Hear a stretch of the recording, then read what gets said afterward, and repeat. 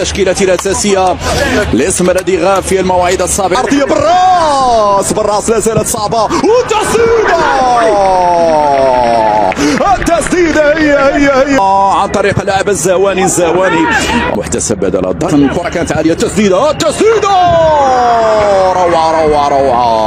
روعة ديال المحاولة من كي العلوي. روعة يا سعد طريقة اللي مر بها، وتسديدة صاروخية قوية يا صادق.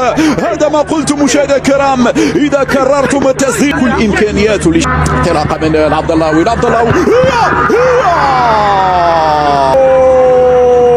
يا المختار يكون تقارير كثيرة في اللمسة البينية. هي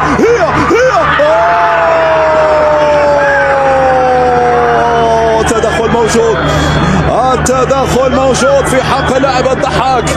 التدخل كان موجود في حق اللاعب الضحاك، بينما الكاميروني بادي عليه التردد لضربة جزاء.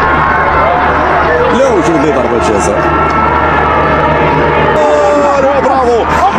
برافو يا انيس بن الشاوش، برافو. قلت حذاري من التسديد، ولكن في حارس مميز. هي يا الضحاك، امشي يا الضحاك، لمسة يد في هذه اللحظات الحمراء. وهذا هو المفروض يعني من لمن هذه الكرة. بومسعودي عرضية فيها تسلل.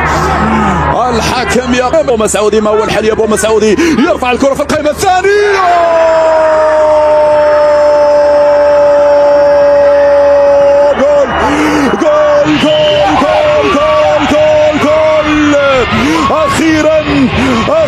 أخيرا هذه الدقائق تبتسم لنا.